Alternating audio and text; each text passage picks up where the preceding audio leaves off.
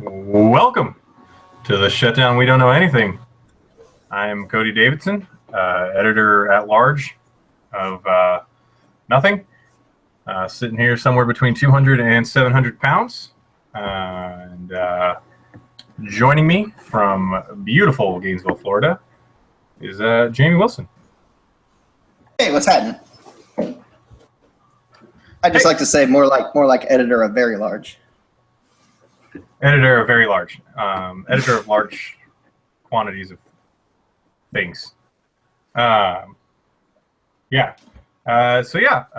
the week after Thanksgiving. Rivalry week is over, featuring such beautiful rivalries such as Arkansas LSU, and everybody's favorite Navy versus Southern Methodist.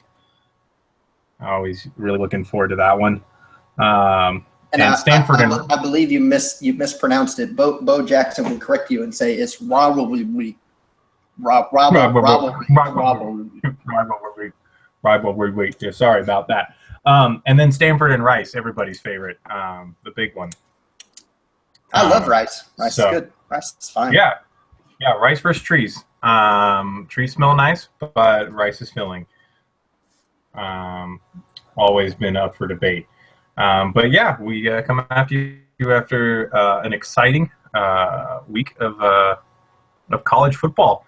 The last regular season week of college football, which you can't tell if you're sad because of all the turkey you ate, or if maybe it's just because you're saying goodbye for now to a good friend. A little bit of both. A little bit of both. Overeating and gluttony. American traditions, all of them.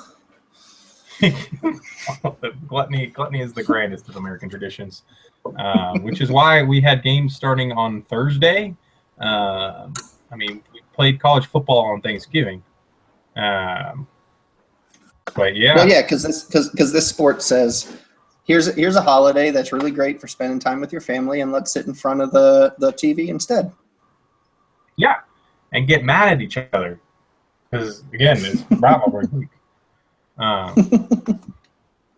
House divided. Yeah, just the title of several of these games: "Clean Old Fashioned Hate." Always been my favorite. The Civil War. These are games that are played for the family to hang out during. And talk about politics.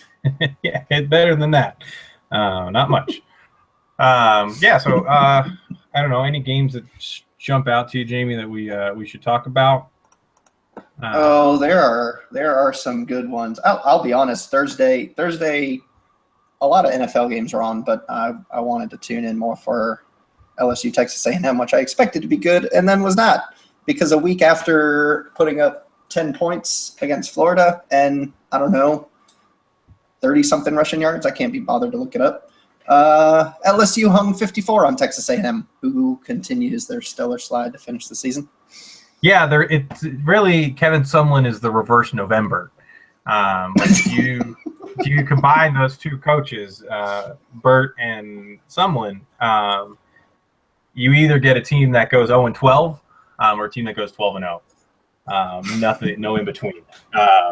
But yeah, you can be sure that it's going to be something. Aggies. And that game was always fun because a little whole Twitter storm broke out with the breaking news that everybody's top candidate was going to LSU. Oh yeah, LSU just had to work out the details. Was bringing in Tom Herman, just finalizing. Just got to get him to sign on the dotted line. And the news broke that Charlie Strong, who had been hung out sort of to dry by Texas, because Texas can't do anything without causing drama, that he was fired and then not fired. The whole timeline of that on Thursday was amazing. Herman to LSU is a done deal. Who was Texas gonna get, Paul? Yeah, They ain't coming after Saban. Yeah, that's always been the Texas pipe dream. There's been little Nicky going there, but yeah, just watching that unfold with Herman to LSU being a done deal, Texas firing Charlie Strong not being a done deal, and then not being a done deal until Friday when Texas lost to TCU 31-9. Yeah, I know he's got a great way to play hard for your coach. Like, this isn't a good TCU team. I mean, just like all the stories, like, well, how is Charlie Strong beating TCU, a not very good TCU team, going to save his job? I mean, he answered that question. I'm not going to beat them. Right. Made it very easy for the boosters. Yeah. Who run that program? They have an athletic director and he has a name, but he is not the man in charge of that program. I couldn't name them. It's not Oklahoma State, where T. Boone Pickens, who has his name on the stadium, is clearly the man in charge. But, yeah. Tom Herman was a done deal to LSU. And our favorite gravelly-voiced Cajun man was going to be overlooked for a job again. All-time interim coach. All time. Yep. Coach O. Which begs the question, if you're hiring, maybe don't hire him. If you're looking to add a defensive line coach, don't add the guy who will eventually take your job on an interim basis. When they fire you, because you become imminently more fireable then. Like, heck, if we fired him, we get Coach O and go 5-2. Like that. Okay, great. Like, I don't know. That's like great on your resume, and then not. Like, wait, if I hire him, I'm just hiring my replacement. Plus, then your old players get half a season of motivational speeches that sound like, "We're going to do the football and we're going to do the end zone." I think my favorite sign from a couple of weeks ago, I can't remember what college game day it was, but they were at LSU for something, and somebody had a sign that said, "Finally, we have a coach who doesn't have an accent." Oh, yeah, that was the LSU-Alabama game. That's right. Speaking of Bama, they played the Iron Bowl, and they won. Yeah, and they sat on Auburn. Yeah, and they sat on them. There's nothing else to say here. Yeah, I listened to part of the radio broadcast from the Auburn side. It was halftime, and Alabama had 204 yards of offense, and Auburn had 34, and was only down 13-9, I think.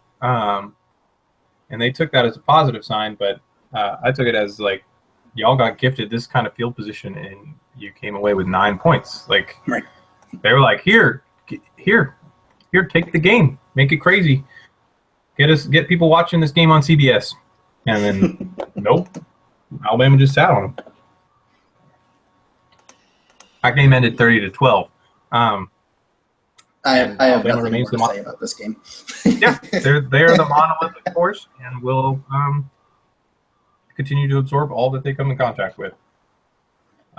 So as we were walking kind of chronologically through this weekend and talking the news breaking Thursday that LSU was bringing in Tom Herman, and it was all details. I think you were building up to an unexpected result, but before we get there, there's an unexpected result from Friday that we might spend couple minutes on, and that's Iowa 40, Nebraska 10. That's a lot of points for Iowa. For all the corn. If that's not the name for this game, it needs to be the one for all the corn. No, it's Farmageddon, but that's okay. That'll work. Yeah. And also a couple lines below that, Memphis 48, Houston 44. In very different fashions, two extremely unexpected results. Yeah. The Houston-Memphis game, I mean, that was fun. That was a fun, exciting game. And the $6 million man has losses to Memphis and to Navy and to Southern Methodist University on the year. So take it with a grain of salt. He's gonna have to take it with something. I got nothing. You know what you're getting into, Texas. He's going in eyes wide open. Although at this point in time, he wasn't. Yeah, at that point he was going to LSU. So I spoiled us. We're still moving chronologically through the weekend. Yeah. I that very weird. Nebraska had a chance to go to the Big Ten championship game. At some time they did. But just like Ohio State, they're going to be at home watching it on next Saturday.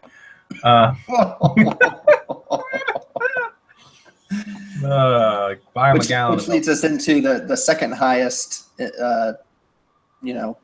game on the slate from ESPN. It's roundup. Number 2, number 3, Ohio State, Michigan. The game, big Northern football. Man, cold weather. Cold weather. I texted you earlier in this game, so I'm gonna just pull that one back up. Felt it was important. Here we go. Just the drive summary, not drive summary, just the end of drives for the first 1, 2, 3, 4, 5, 6, 7, 8, 9. This is how the first 9 drives ended in the game. Punt, missed field goal. Punt, made field goal. Punt. Now, that's not to say that game wasn't fun and exciting and ended up being a classic that will be replayed on ESPN for years to come. But it took a while to get there. Yeah. It's kind of like the SEC's running those commercials with the little girl saying it just means more.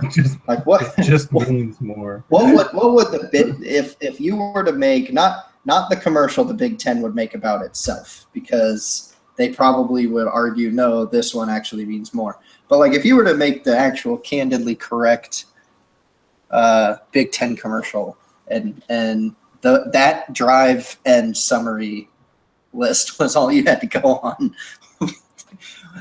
What's your catchphrase for the Big Ten? Wolf.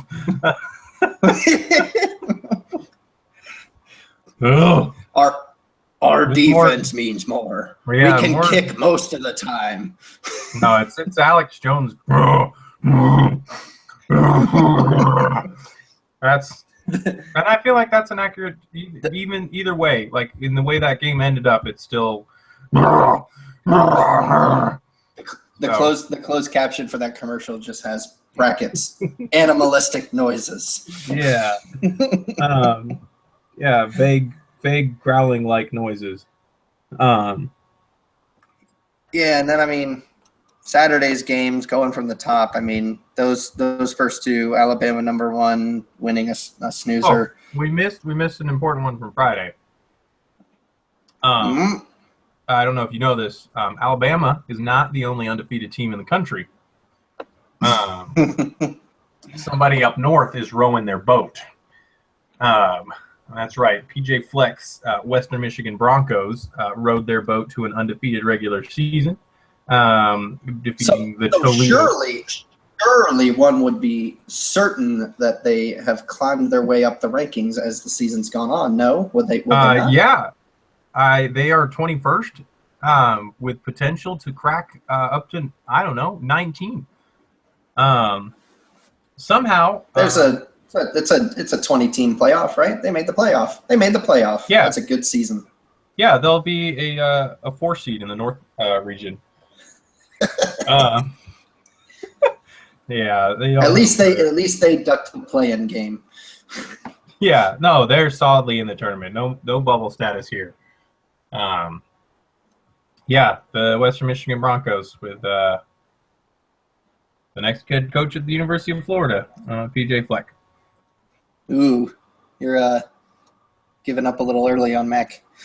Well, Well, we'll get there. We'll get there. We were walking down the games on Saturday. I don't know if we want to get there. So, but I show a fun one. Lamar Jackson, what the hell? That's one way of putting it. Kentucky 41, Louisville 38. So in all seriousness, though, side discussion. What do you do with this year's Heisman Trophy?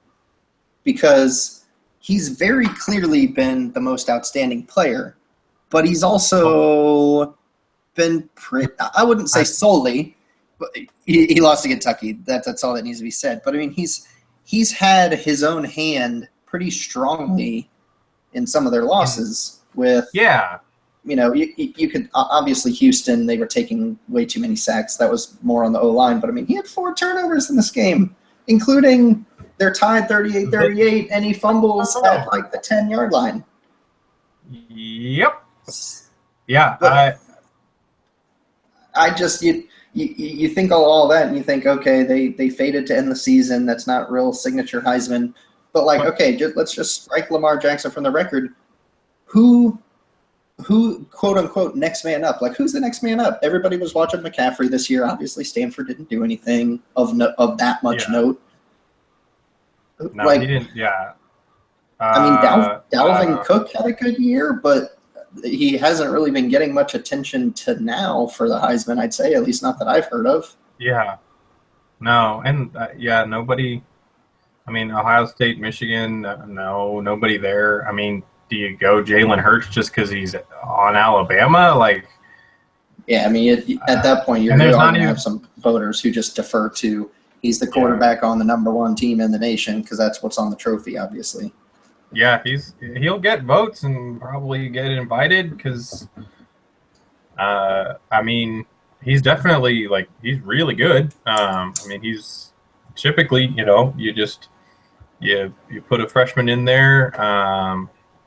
You set the timer for 60 minutes, and he's going to cough up some turnovers, but he's not really. I just still feel like for all the fading that Louisville did over the end of the year, I have a hard time. No not one giving else it to is Lamar taking him Jackson. over. Yeah. It's not like last year when Fournette kind of faded down the stretch and Derrick Henry, or not Derrick Henry. Yes, Derrick Henry. Whatever. Yeah, Derrick Henry. That was last year. It was basically the LSU-Bama game that changed it because Fournette got stuffed, Henry ran all over them. Yeah, and all then the that was voters, it. Shifted and just ran to the end of the year. Forget the fact that it should have been Dalvin Cook last year, but I will forget that. Hey, all right, so I got walking down the rankings page after Louisville, USC, game 27. That's an important game. Very important. Because just we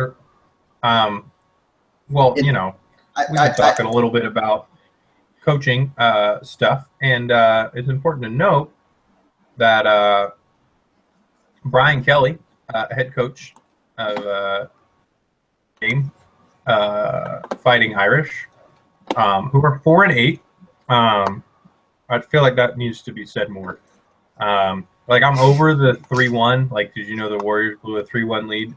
Did you know that Notre Dame's 4-8? Like, is my new T Lizard thing.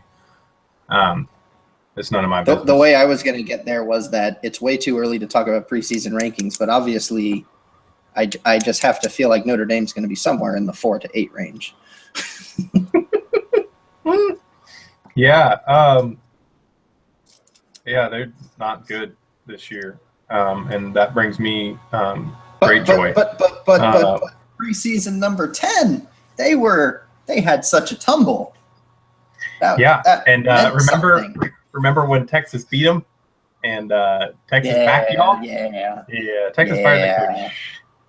Yeah. Texas backed y'all ended with Texas firing their head coach. Yeah, so Texas is back on the market, y'all. I mean, seriously, your season started carrying your coach off the field and firing. And it ended. Yeah, it ended with them carrying his stuff out of his office. All right. After number 12 USC, we have to talk about it. Florida State, palindromed Florida. Yep. Which I did not realize. I knew Francois did not pass very well against the Gators. I don't know that I would have told you that Appleby had more passing yards than DeAndre Francois in this game. But he sure did, by 11. I'm just going to put it out there. I know we talked about this, and we decided that we would be worse off. I don't know how much worse off we are than we would have been with the Muschamp. Or I guess I don't know if we're that much better, I should say. Like I don't. Yeah. These last two FSU games, this game and the one last year, they feel just like the Muschamp game. I don't know. Everything last year with Treon at quarterback, I kind of forget. Like whatever. I don't want to say give him a pass, but kind of give him a pass. This year, I wish the coaching staff would do more with even if it ended up being Appleby instead of Del Rio at the end of the year, and Del Rio was your guy. Del Rio never really flashed a whole lot this year. But all of that to say, like Peterson we're excited because we won the SEC. Yeah. Anyway, what I was getting with the coaching staff is Peterson flashed in his third year at Washington this year. Obviously, they're knocking on the door of the playoff potentially. If Matt gets to his third year and gets his own recruited quarterback starting next year, I guess the assumption widely was that it would be Franks or Trask. I think Franks was ahead of him on the depth chart at the end of the year. If we get to like the LSU game last year and we're not putting up 27, 30, 35 points a game, it's going to be, I don't know. It's hard to have an offensive head coach without a good offense. Yeah. Once you start getting your guys through the system, these first 2 years, okay, you still had quarterbacks who, the quarterback you ended up starting the season with is a journeyman who's been 3 different places, and your backup was a Purdue transfer. I let that sink in, a Purdue transfer, grad transfer. So, yeah. Yeah, it just like, I mean, I want to give him credit for, first coach ever to win his same division twice in a row, but at the same time, SEC East is butt. It's just trash. It's not good. It's really bad. Exhibit A. That's a little harsh to butts, sir. True. Yeah, Clemson, South Carolina, 56-7. Yeah, we skipped right over that one. Appreciated that, Muschamp.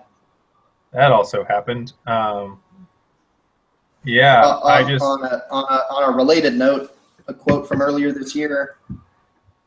I believe I'm paraphrasing, but anybody who knows ball knows that I'm a good coach. Yeah, 56-7. All right, moving on. Yeah, no more time for this game. Let's not talk about the SEC East anymore. Except just to say this: don't watch next week. Please don't. The Florida-Alabama game is.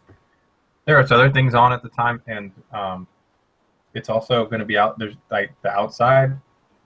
You can go out there. It's a nice time of day. Yeah, you can go for a walk. Let's see. Baylor plays West Virginia. That's probably going to have points. Lots of points. Football. Actually, going through the results from last week, I do want to say one more thing about the SEC East, and that's Vanderbilt 45, Tennessee 34. Yes, which brings me to, as we've kind of been alluding to, coaching things. Top SEC East coach performance is Derek Mason at Vandy, which, yay. I mean, I think that good for him. Good for him. Bad for everybody else. Butch Jones, dude. Last week you declared yourself champions of life. I think you just won. Yes, I was going to say. Does that is Vanderbilt now the life champions since they beat them this week? Life and state champs, Vandy. Man. Yeah, that. See, I'm right. glad that Florida clinched last week against LSU. That was a really thrilling ending. I thought in the back of my mind, if Florida ends up losing to LSU and then we clinch because Tennessee can't beat Vanderbilt, oh, how awesome that would be.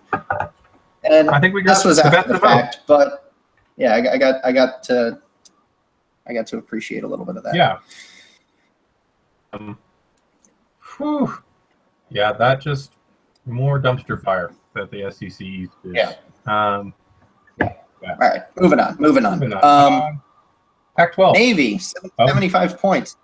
How's that? Running a triple option offense. I really want to look. I want to look at this box score. Okay. I don't even know what that means.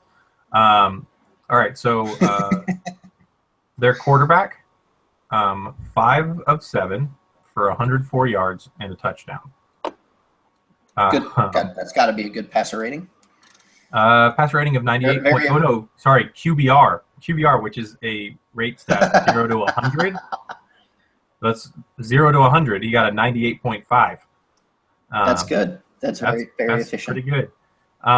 Let's see. How many guys got carries on this team? 1, 2, 3, 4, 5, 6, 7, 8, 9, 10, 11, 12, 13. 13 guys got carries. 10 of them got multiple carries. Gosh. Long runs for these guys, 55, 29, 39, 50, 43, 44. Whew. Just busting runs. That's a lot of points for a triple option team. Like, this is a team that tried to pass the ball, I believe it looks like 9 times they tried to pass. That's a lot of points for a Big 12 team. And this is not a Big 12 team. No. Another score that looks like it should fit in the Big 12. Our boy's younger brother, 26. That would be Nathan Peterman and the Pitt Panthers playing a basketball game. No. Yeah, I was gonna say no. They screwed up. There's a basketball score. This is wrong. This is wrong. This is incorrect. There's no way 76-61 is not a ACC basketball game between Pittsburgh and Syracuse. A thrilling matchup between ACC powerhouse basketball teams. Yeah, no, great basketball teams. Jim Boeheim and I forget the guy's name at Pitt who loses in the first round every year. They do, seriously though. They make it to the first round and then they lose. Is it Matt Painter? No, I think he's at. No, I'm gonna look and I am gonna be real disappointed when I see it. Yeah, but yeah, that 76-61. Wait, no, you're thinking of the other. They brought in Kevin Stallings now, who was Vanderbilt's head coach for a long time. Oh, Pitt fired him. Yeah, Jamie Dixon. Okay, that's who it was. Jamie Dixon. That's who it was. Jamie Dixon can't get out of the first round, regardless of how good that team is. And they never made the pass for the first weekend, which was always a safe bet in your where you do for the NCAA tournament. Never pick a Jamie Dixon like team to make it past the first weekend because you will be sorely disappointed.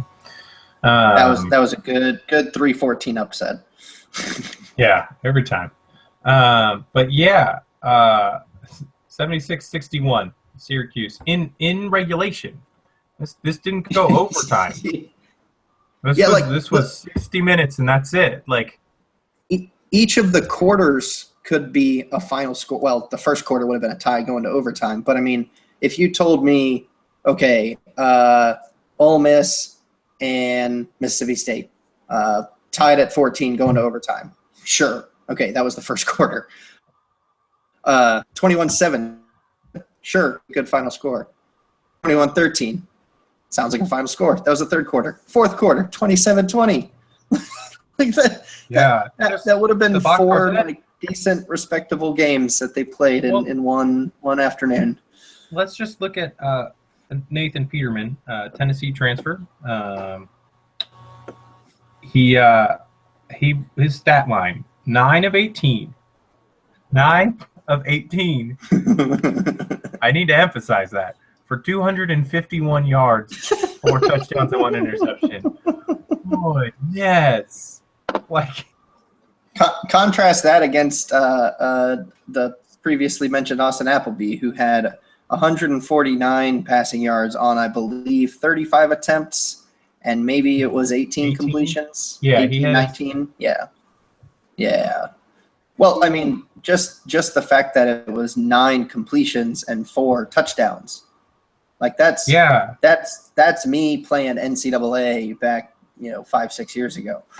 Yeah. Oh no, that's video game stats perfectly right there. That's you complete about 50% of your passes, but then like 50% of your completions are for touchdowns.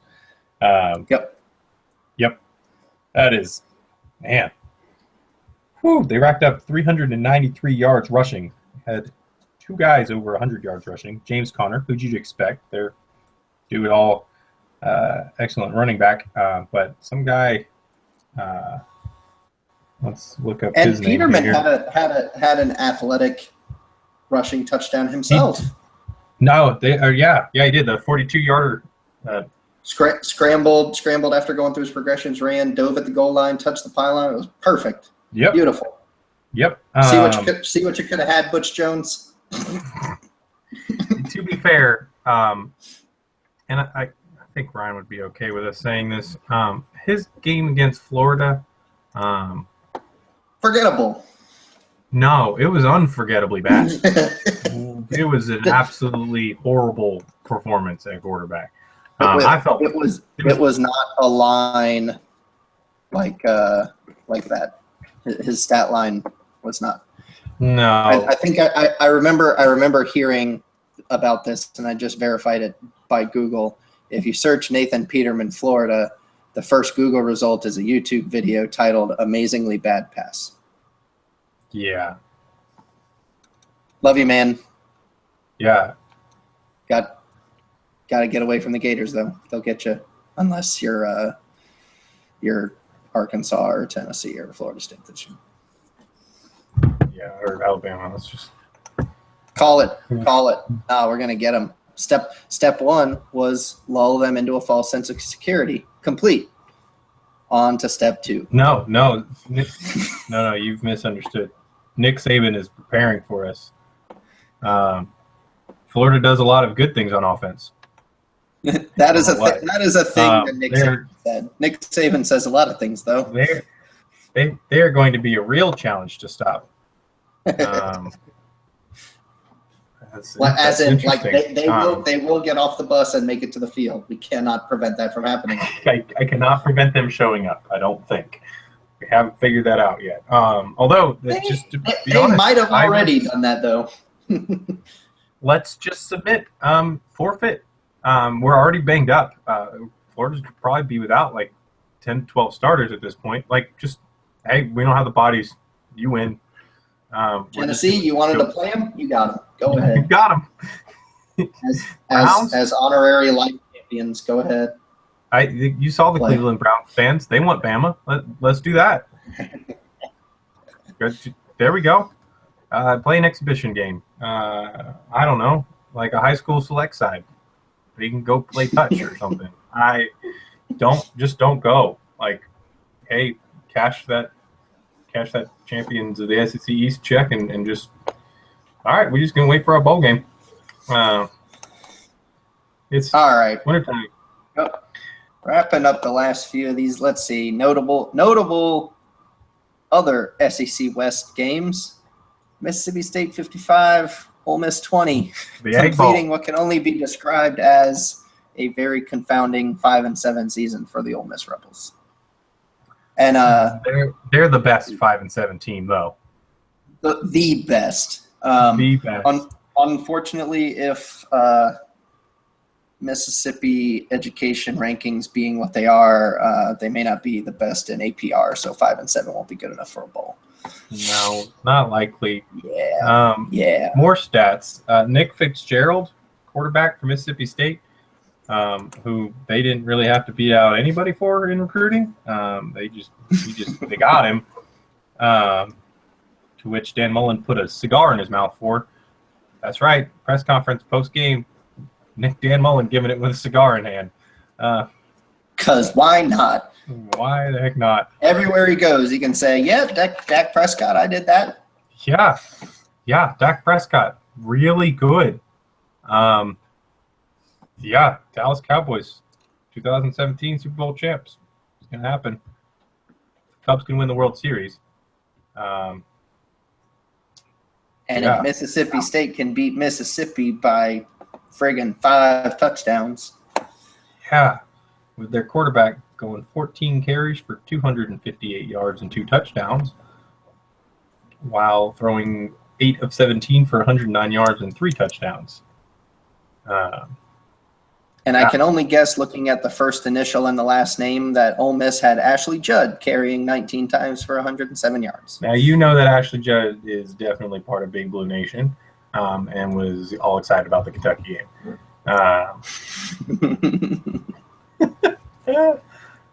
Yeah. Any other games of note that we should talk about? Well, the beloved Cal Bears putting away UCLA. Not a whole lot to say there. I just wanted to say Cal Bears. Yeah. Oregon losing to Oregon State. Yeah. Ooh. And dropping a touchdown. The Apple Cup Friday. Forgot that one. But Washington. So did they.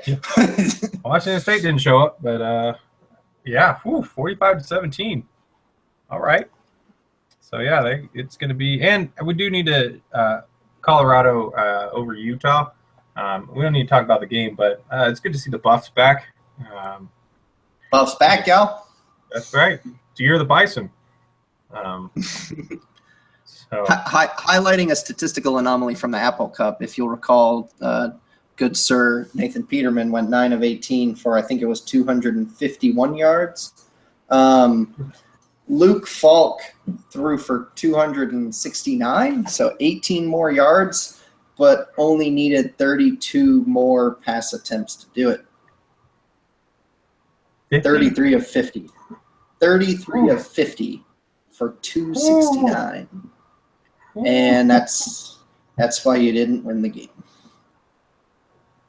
Yeah. Because if Luke Falk's throwing 50 times, he's got to get like 375 or 400 yards. Yeah. Not efficient. Or explosive. But yeah, it's going to be Washington versus Colorado for the Pac-12 championship. Called into the beginning of the year. Yep. So as we refocus, looking toward the end of the year, I think we've alluded already toward a couple of the bowl games, or not bowl games, but the championship games next week. I thought we'd do some reader questions. Since we don't have any readers, heck, we hardly have any listeners. But hi, Mom. We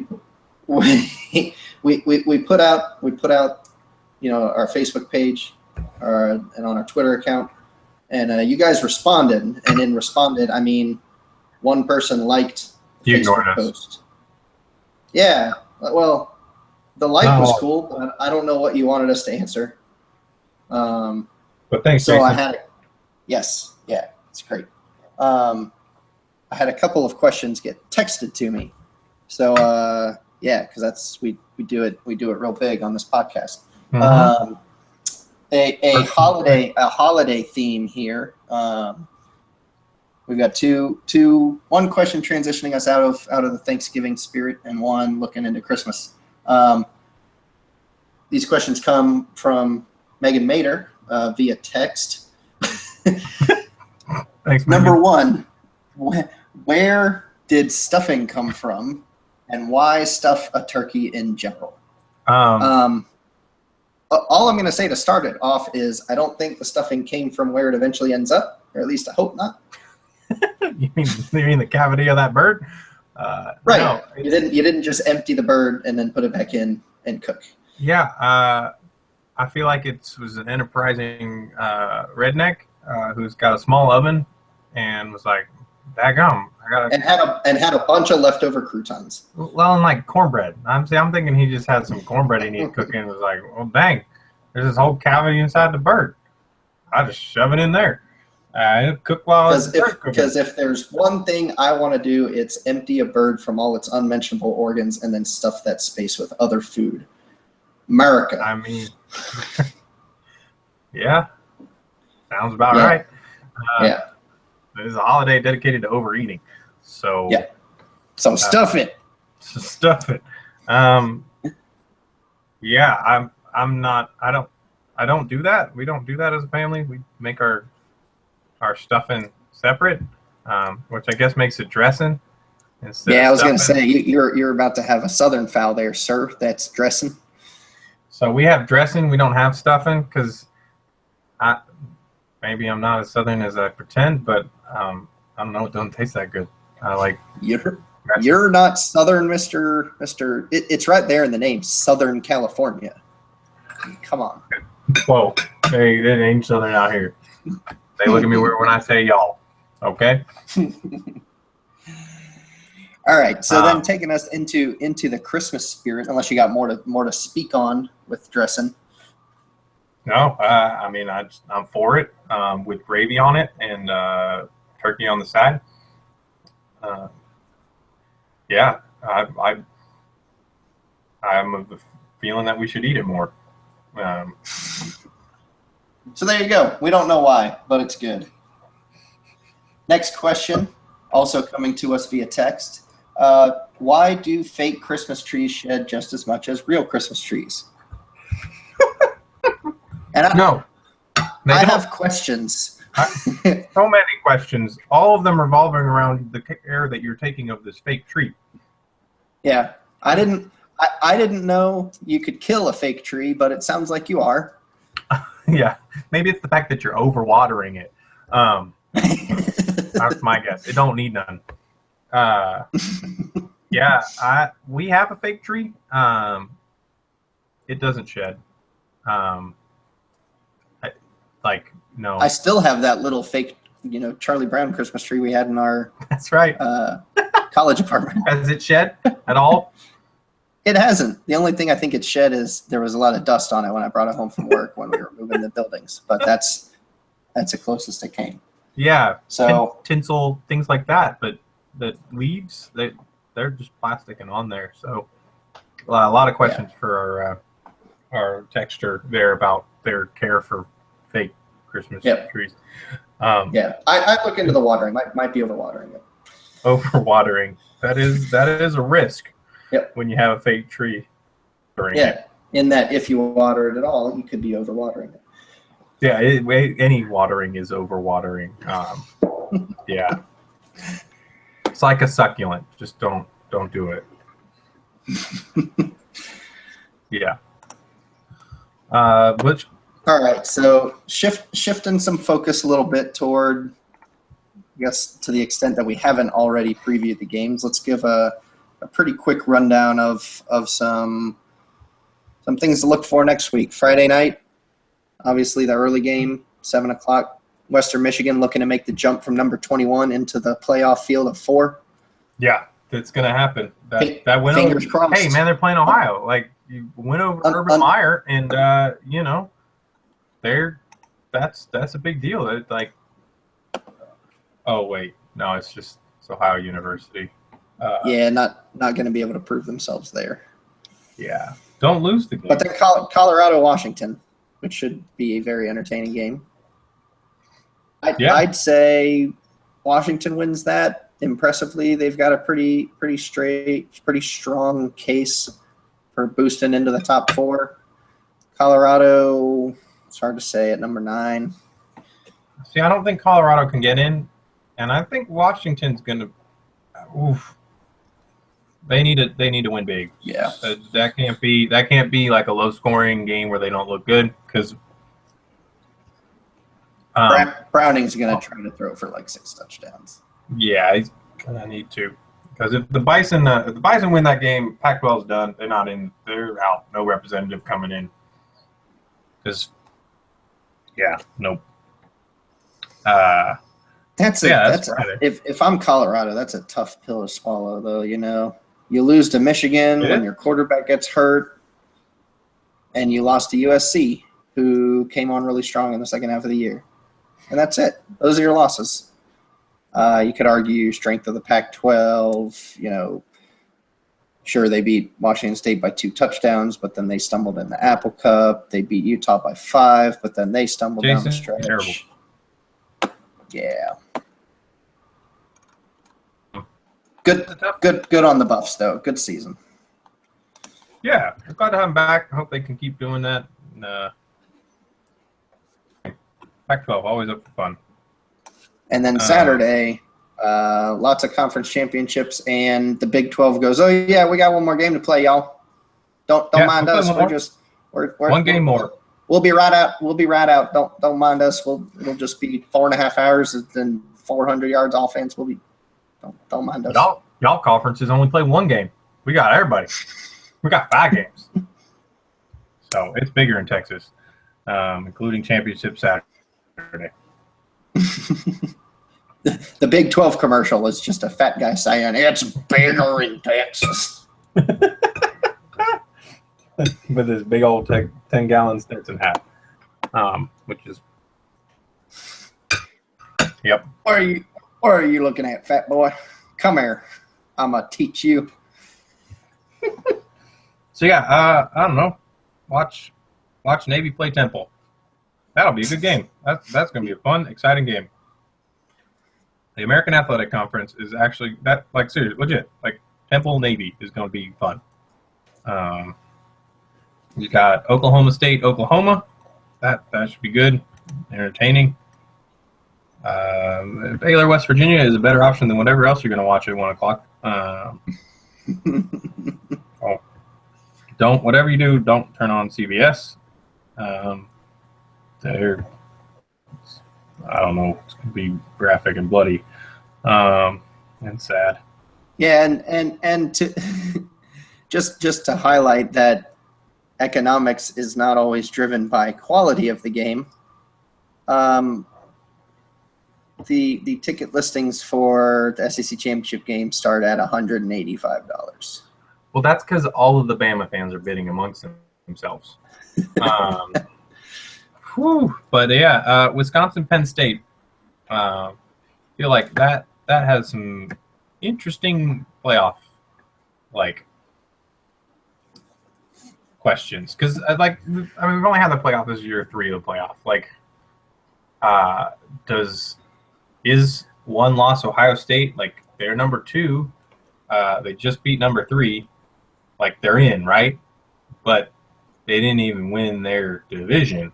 Yeah, pretty fair to say for a number 6 and a number 7, this is the most underwhelming or the no respect championship game, no respect conference championship game. Because seriously, you've got number 6 and number 7 playing for their conference championship and hoping to make a case as the second team from their conference in, and really as the second team to lead Michigan, really, in both cases. Yeah, because, say Penn State wins on Saturday night. Can you put Ohio State in and not Penn State? I know who I would take. If Ohio State played Penn State again, I would take Ohio State. They're the better team, I think. But they lost on the field. Yeah. Head-to-head. Yep. They lost the game. They did. It happened. You did that thing. You see that thing over there? That. You did that. You did that. I'm gonna put your nose in it. Yeah. You rub your nose in it. But yeah, because that gets to a really interesting debate that they've been getting to now is, okay, yeah, they lost head-to-head, but who's the better team? And then it's okay, why even play the games? Because you'll just say they're the better why team. Play the games? And then, they say they value conference championships, and Penn State won, and Ohio State didn't even win their division championship. So can you I don't feel like if Penn State wins that game, I don't feel like you can keep them out. But then who are you kicking out? Because are you not taking a 1-loss Washington team? Are you Are you saying no to Clemson? Like, are you not? What's happening? Because which is why it's about to get real weird this year.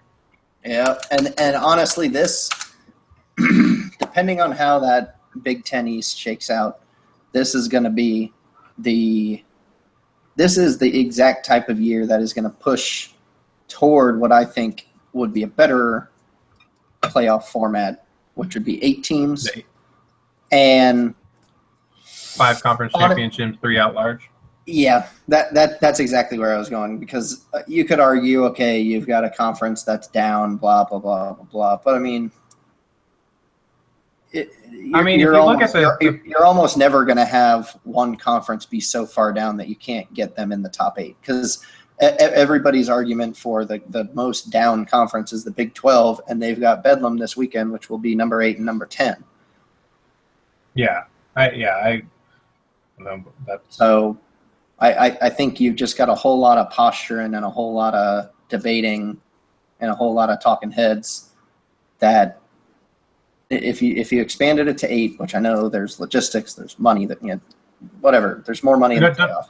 Nobody's going to complain. It's money. It's just money. That's all there is. But if you go to 8 and you have 5 conference champions and then 3 at-large teams, that honestly, some people would argue if you go down to 8 that you're diluting the regular season too much. But honestly, the teams with a realistic shot to argue about a resume, that cutoff is usually in the 6 to 8 range. It would be interesting to see who be the at-larges this year. Because are they all Big Ten teams? Like, are you thinking? I mean, you figure you go, if you go chalk on all of the conference championships, you've got Alabama, Clemson, you've got Clemson, Washington. You've got Washington. De facto, by virtue of being the highest at the end, I would say Oklahoma if they beat Oklahoma State, and then what conference? Oh, Big Ten, of course. Big Ten's the conference I'm forgetting. Let's assume because they're higher rated that Wisconsin wins. So Wisconsin ends up being the Big Ten champion. Yeah, then you're talking about you've got Penn State, you've got Ohio State, you've got Michigan, and it's really hard to see another. Yeah, USC. Does USC get in? Ooh. Yeah, that's a tough call. Because they have no chance, nor should they, in the current setup. Right. But if there's a team you don't want to play right now, it's them. Yeah. They no desire. They fall into that, if September didn't count, you'd be national champions. But it does, so you're not. But, man, after getting just embarrassed against Alabama, 52-6, which at the time didn't seem bad. It was. Stanford isn't as good. But yeah, just you don't want to play them right now unless you're Bama. And you want to play everybody. Nobody. Just to assimilate. I think that's about it. No, you got New Mexico State playing the USA. What's New Mexico State doing trying to quit the USA? What they got against the USA? That's what I want to know. I don't know. I'm good. Well, fixing to find out, though. You're going to find out. Got to put them in their place. We should finish. We should end Tom Herman. He took the Texas job. And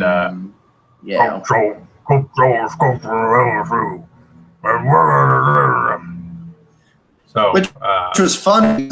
Obviously, around about what happened. But what struck me the funniest about the sequence of that morning, because like College Game Day had already gone to set, and a lot of this was coming across the breaking news at the bottom, was, the rumors Thursday night and through Friday was Herman's going to LSU. They're working on a deal. Then Texas is still out there. It's hanging out, could be an option.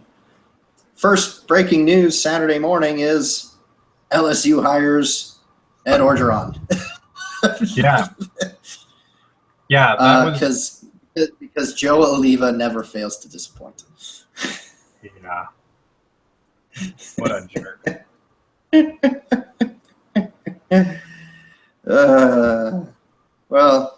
Yeah. So then later in the day, oh yeah, by the way, Tom Herman goes to Texas because what else were you going to hear? Yeah, Texas didn't screw it up, which is a shock. Because it really did seem like they were going to manage to screw it up. Just like Houston is going to hire Lane Kiffin.